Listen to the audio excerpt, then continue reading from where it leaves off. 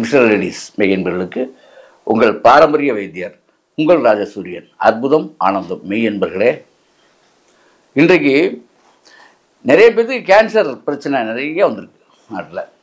இந்த கேன்சரை இல்லாமல் ஆக்கணும் அப்படிங்கிறதுக்கு மருந்து சாப்பிட்டு தான் ஆக்கணுமா? ஆமாங்க, மருந்து சாப்பிடணும். கேன்சருக்கெல்லாம் மருந்து சாப்பிடணும். அதெல்லாம் சும்மா நம்ம பெருமையாக சொல்லிக்க முடியாது. ஆனால் அது வராமல் தடுக்கிறதுக்கான எளிய வழியும், வந்தவர்களுக்கு சீக்கிரம் அதை தன்னை விட்டு போகிறதுக்கான வழியும்கான ஒரு உணவு இருக்குது. அந்த உணவு சாப்பிட்டிங்கன்னா ஓரளவுக்கு நீங்கள் கேன்சர் நோயிலேருந்து விடுபட்டுடலாம். நோய் வந்தவங்களும் கூட சொல்கிறேன், இதுதான் மருந்து. என்ன தெரியுங்களா? மருந்துனா விருந்து. என்ன என்ன விருந்துன்னு கேட்குறீங்களா? அற்புதமான ஒரு விருந்தை சொல்கிறேன். இது மாதிரி சமைச்சு சாப்பிட்டிங்கன்னா கேன்சர் கூட போயிடும்.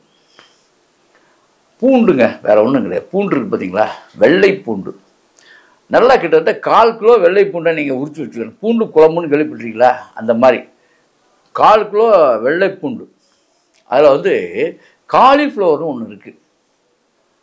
இந்த வெள்ளை பூண்டு குழம்பு நீங்கள் வைக்கும் போது காலிஃப்ளவரை ஜாயின் பண்ணிக்கணும். 1/4 கிலோ வெள்ளை பூண்டு குழம்புனா ஏதோ ஒரு 4-5 பூண்டை உரிச்சு போட்டு வைக்கக்கூடாது. 1/4 கிலோ எடுத்துடணும் பூண்டை. வெள்ளை பூண்டு 1/4 கிலோ இருக்கணும். அது மலை பூண்டாக இருந்தாலும் சரி, தரை பூண்டா, அதில் வேறு ரொம்ப பேருக்கு டவுட் வரும். உடனே ஃபோன் அடிச்சு ஐயா சொல்லுங்கள் அப்படின்னு. இப்போ நான் பார்க்கக்கூடிய கேன்சர் நோயாளிகளுக்கு எல்லாத்துக்குமே நான் இந்த மாதிரி உணவுகளை நான் சஜஷன் பண்ணிகிட்ருக்கேன். அதாவது உடம்புக்கு ஏற்ற மாதிரி. ரொம்ப வயசானவங்களுக்கு வேறு மாதிரி உணவு, ஓரளவுக்கு வயது உள்ளவங்களுக்கெல்லாம் இந்த குழம்புகளை அதிகப்படுத்த சொல்லிகிட்ருக்கேன். நல்லா பூண்டு அதிகப்படுத்தணும். பூண்டையும் அதே மாதிரி இதில் கருணைக்கிழங்குன்னு ஒரு கிழங்கு இருக்குது, காலிஃப்ளவர் இருக்குது. கருணைக்கிழங்கு 2, காலிஃப்ளவர் ஒரு 1/2 கிலோ. ஒரு குடும்பத்துக்கே சொல்கிறேன், இல்லை 1/4 கிலோ போட்டுங்க போதும். 1/4 கிலோ காலிஃப்ளவர் ஒரு ஆளுக்கு சொல்கிறேன். இதெல்லாம் அவர் சாப்பிடணும் கஷ்டப்பட்டு. இல்லை இந்த எசன்ஸ் இறங்கினா கூட போதும். இந்த காலிஃப்ளவர் சேரும் பொழுது இதில் முக்கியமாக அந்த பூண்டு குழம்புல சேர்க்க வேண்டிய ஒரு ஐட்டம் கருணைக்கிழங்கு.